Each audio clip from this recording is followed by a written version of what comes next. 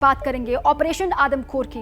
UP के बहराइच से लेकर के लखीमपुर खीरी तक लोग इस वक्त दहशत में हैं। वजह है दो आदमखोर जिन्होंने बहराइच और लखीमपुर खीरी के लोगों की नींद इस वक्त उड़ा रखी है। बहराइच में भेड़िए को पकड़ने की कोशिश लगातार की जा रही है, वहीं वन विभाग की टीम भेड़ियों को तलाश करने के लिए वहां पर लगातार जुटी हुई है। बहराइच में आज बाघ की लोकेशन को ट्रेस किया गया। बहराइच में तो भेड़िया के, लखीमपुर खीरी में बाघ का आतंक है। नाइट विजन कैमरे में बाघ की तस्वीरें कैद हुई हैं। लखीमपुर खीरी में दो तस्वीर आपको हम दिखा रहे हैं। बहराइच और लखीमपुर खीरी में अब दोनों ही इन आदमखोरों का आतंक, जिसकी वजह से लोगों का जीना मुहाल हो गया है। इसी बीच बड़ी खबर यह है कि बहराइच में भेड़िए ने दो जगह फिर से अटैक किया गया है। कल रात को मैसी इलाका, जहां पर भेड़िए के हमले में एक बच्चा घायल हुआ है, वहीं दरहैया इलाका है, 58 साल के व्यक्ति को घायल किया। साथ ही बहराइच में आदमखोर भेड़ियों को पकड़ने की कोशिश वन विभाग की ओर से लगातार की जा रही है। तमाम जतन वहां पर किए जा रहे हैं वन विभाग की ओर से। और इसी बीच में खबर यह कि बहराइच में दो जगह फिर से भेड़िए ने अटैक किया के हमला किया के। एक जगह 7 साल के मासूम पर अटैक किया और दूसरी जगह पर दरहैया गांव में 58 साल के शख्स को घायल किया। जंगलपुरवा एक इलाका, 9 साल के बच्चे पर हमला किया, पंजे से उस पर वार किया गया। दोनों को अस्पताल में शिफ्ट किया गया है। देखिए, बहराइच में लोगों में डर का माहौल है, दहशत है। आज जिन दो जगहों पर भेड़िए ने अटैक किया है, वहां हमारे संवाददाता विवेक श्रीवास्तव पहुंचे। विवेक ने दोनों घायलों से बातचीत की है, आपको सुनवाते हैं। बहराइच में भेड़िए का आतंक है। मैं बहराइच के महसी में हूं और महसी के सामुदायिक स्वास्थ्य केंद्र में खड़ा हूं। यहां आप देखेंगे मेरे दाएं और बाएं वही दो लोग हैं जिन पर कल रात को भेड़िए ने हमला किया था। एक यहां पर 7 से 8 साल का बच्चा है और एक यहां पर, क्या उम्र होगी आपकी, 40 से 45 साल के व्यक्ति हैं। इन पर जो है हमला किया था। यहां पर कई सवाल पैदा होते हैं जब ये दो लोगों को हम एक साथ देखते हैं, क्योंकि दोनों लोगों के गाँव के बीच की दूरी 6 से 8 किलोमीटर की है।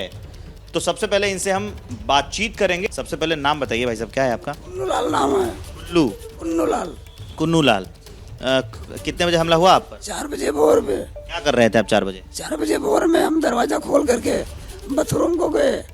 उधर से जब वापस आए तो चारपाई पर हम बैठ गए और जैसे हम बैठे भेड़िया आकर के पाछे से मेरे गर्दन को पकड़ लिया। जब पकड़ लिया तो हमारी आवाज़ बंद हो गई। तब हम पाछे से उसका मुंह जब है हाथ में हमारे आ गया, तो जब ताकत लगा के जब उनको फैलाया, गर्दन हमारा छूट गया। 1 मिनट 2 मिनट तक उसका गर्दन उसका पकड़ रहे। तब हमारी पत्नी जागी, कहीं क्या हो गया, हमका भेड़िया पकड़ ली मेरे को। तब हल्ला की शोर मचाई, हमारे भाई लोग दौड़ करके आए। तब तक भेड़िया हमारे हाथ से छूट करके दरवाजे के बाहर चली गई। इससे पहले, मतलब जैसे 2024 का साल, इससे पहले भी ऐसी बहुत घटनाएं हुई हैं इधर? इन दिनों बहुत ज़्यादा हो गई हैं।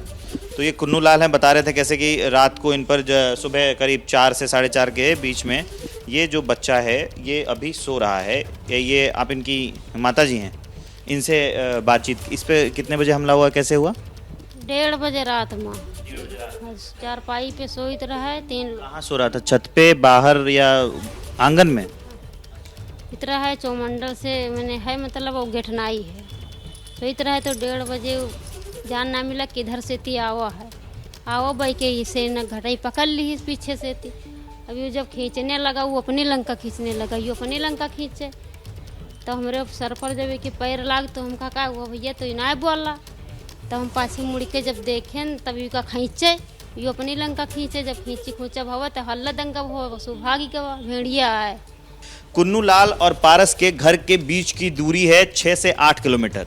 क्या ये संभव है कि वही भेड़िया इन पर अटैक करके वही भेड़िया इन पर अटैक करे, या फिर वन विभाग गुमराह कर रहा है, प्रशासन के लोग गुमराह कर रहे हैं? अभी तक जो हालात नजर आ रहे हैं बहराइच में वो ये बताते हैं कि एग्जैक्ट जो नंबर है, जो संख्या है भेड़ियों की, वो शायद वन विभाग को भी नहीं पता है। पहले आपने कहा कि 3 पकड़ लिए, उसके बाद बयान है कि एक और पकड़ा गया, मतलब 4 पकड़ लिए गए। अब बता रहे हैं कि वो 2 और भेड़िए जो घूम रहे हैं उनको पकड़ना बाकी है। ये सवाल प्रशासन पर भी है कि क्या प्रशासन को एग्जैक्ट नंबर पता है कि इतने भेड़िए इस इलाके में हैं, या फिर सिर्फ ऐसे ही प्रशासन भी गुमराह कर रहा है।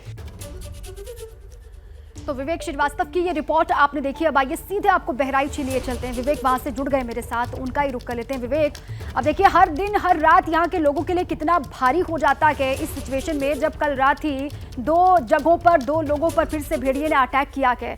वन विभाग के कर्मी कुछ कह पाने की स्थिति में है वहां पर कि कब तक इनको पकड़ लिया जाएगा भेड़ियों को?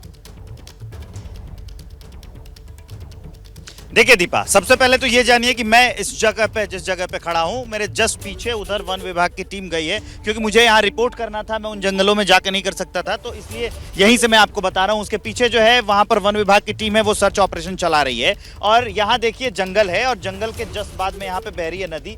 पीछे आप मेरे देखेंगे, अजीत चाको मेरे कैमरा पर्सन है, मैं कहूँगा उनसे पैन करके दिखाएं। पीछे आपको दूर दूर तक घना जंगल दिखाई देता है। रिहायशी इलाके इधर बहुत कम है। यहीं पर सर्च ऑपरेशन लगातार चलाया जा रहा है। पूरे दिन जो वन विभाग की टीम है वो इस इलाके में घूम रही थी, भेड़िए को ढूंढ रही थी, लेकिन अब तक कामयाबी हाथ नहीं लगी है। लेकिन दीपा, यहाँ एक और बात समझने की जरूरत है, हम सभी को, दर्शकों को भी ये समझने की जरूरत है कि भेड़िए का नाम राम मोहन सोहन तो है नहीं कि एक बार पता चला कि राम को पकड़ लिया तो सोहन और मोहन बाकी रह गए हैं। इनकी एग्जैक्ट संख्या कितनी है ये कैसे पता चल पाएगा?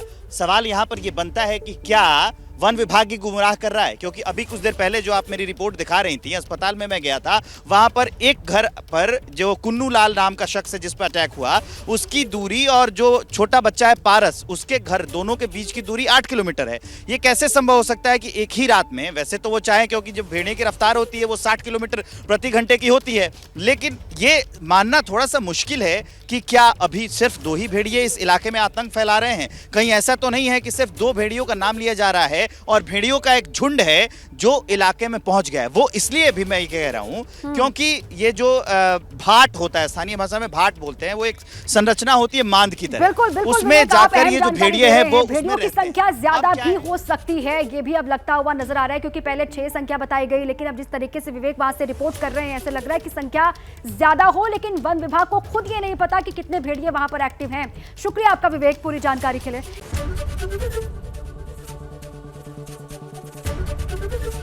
एबीपी गंगा, खबर आपकी, जुबान आपकी।